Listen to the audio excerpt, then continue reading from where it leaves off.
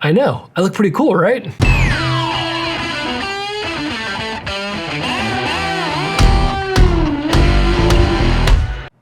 Hey there, bike people. Thanks for tuning in to Cyclecraft TV. I am Brendan Poe, the owner of the Cyclecraft Cycling Center, located in Parsippany, New Jersey, and all around the world at cyclecraft.com.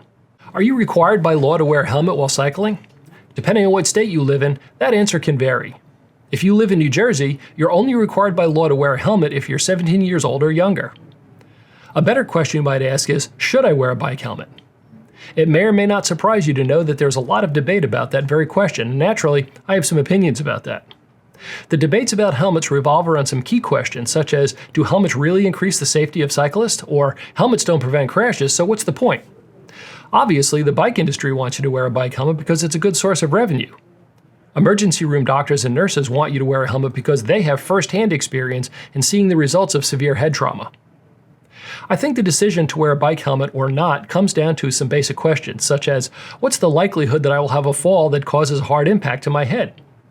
If you're cruising along at low speed on a boardwalk cruiser, your probability of a head trauma-causing crash are fairly low compared to a downhill mountain bike racer going down steep rocky inclines at high speed.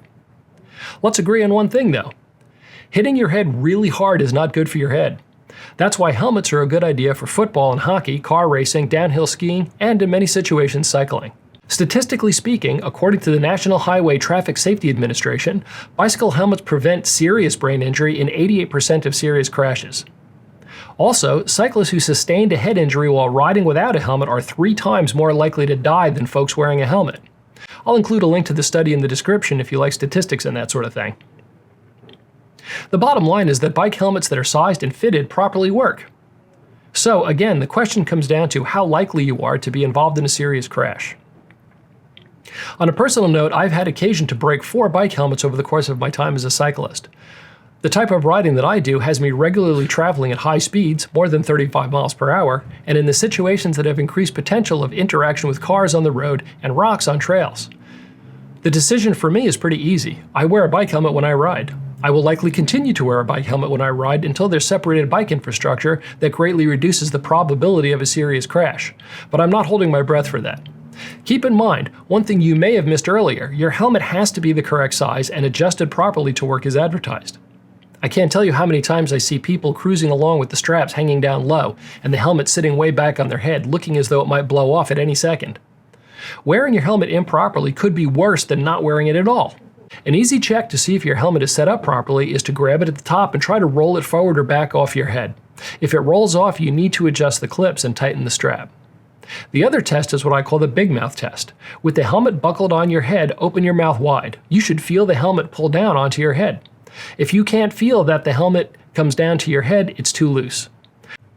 One question I'm often asked is, are expensive helmets better protection than cheaper helmets? Well, not necessarily, but the more expensive the helmet is, like this Smith helmet, the better the fit options will be, as well as having safety features such as MIPS or other technology designed to reduce the incidence of concussions in the event of a crash. Also, higher priced helmets will likely have better ventilation and be lighter weight.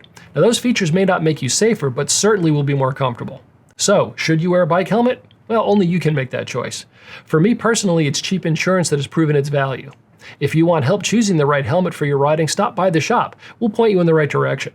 You can also check out our video on sizing a helmet yourself if you want to make an informed purchase online. I'll include a link to that as well as our catalog of helmets that we stock.